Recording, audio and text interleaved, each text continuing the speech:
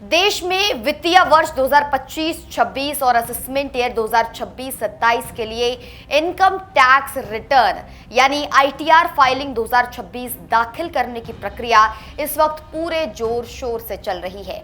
जैसे जैसे आखिरी तारीख नजदीक आ रही है, करोड़ों नौकरी पेशा और आम लोगों के मन में ये बड़ा सवाल उठ रहा है कि क्या हर किसी के लिए इनकम टैक्स रिटर्न भरना जरूरी है।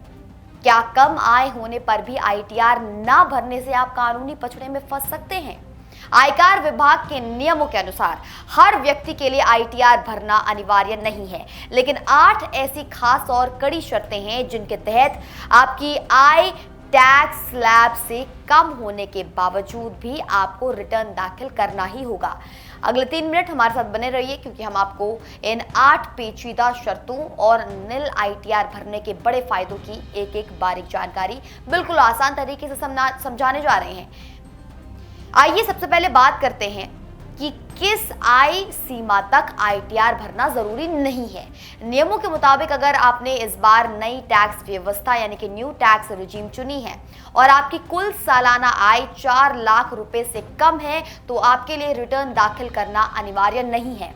वहीं अगर आप पुरानी टैक्स व्यवस्था यानी कि ओल्ड टैक्स रिजीम का पालन कर रहे हैं और आपकी सालाना कमाई 2.5 लाख रुपए से कम है, तब भी आपको आईटीआर भरने की जरूरत नहीं है।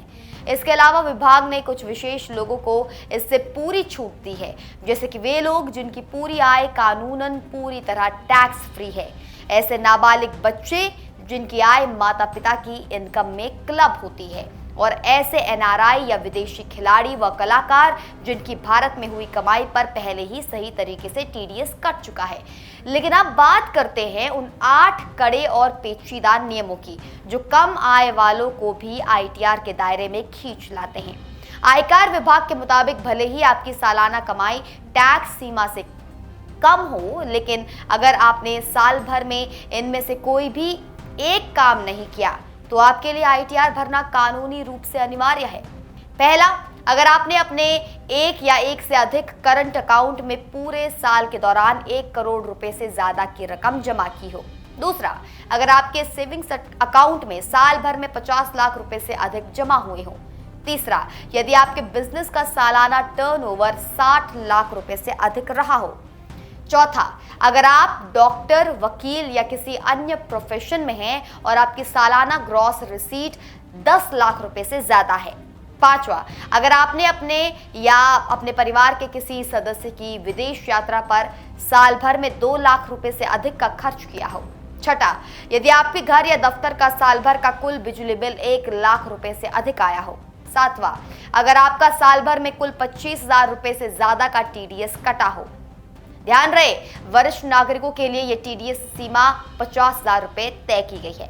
आठवां और आखिरी नियम यहाँ पर यह है, इसके तहत अगर आप भारत के निवासी हैं लेकिन विदेश में आपकी कोई संपत्ति है या वहां आपका कोई बैंक खाता एक्टिव है, तो ये सारी की सारी हमने आपको शर्तें बता दी हैं। अब सबसे महत्वपूर्ण बात कि अगर आपका कोई टैक्स नहीं बन रहा तब भी स्वेच्छा से नील आईटीआर भरने से आखिर क्या बड़े फायदे हैं। टैक्स एक्सपर्ट्स का साफ कहना है कि आईटीआर को कभी भी सिर्फ टैक्स चुकाने का जरिया नहीं समझना चाहिए, बल्कि ये आपकी सालाना आय का सबसे बड़ा और प्रमाणिक आधिकारिक सरकारी रिकॉर्ड होता है। जब भी आप भविष्य में बैंक से होम लोन, कार लोन या पर्सनल लोन लेने जाएंगे या नया क्रेडिट कार्ड बनवाना चाहेंगे तो बैंक आपसे अनिवार्य रूप से पिछले 3 सालों का आईटीआर मांगते हैं। इतना ही नहीं, अगर आप विदेश यात्रा के लिए वीजा का आवेदन कर रहे हैं तो एम्बेसी आपके वित्तीय इतिहास को जांचने के लिए आईटीआर की कॉपी मांगती है।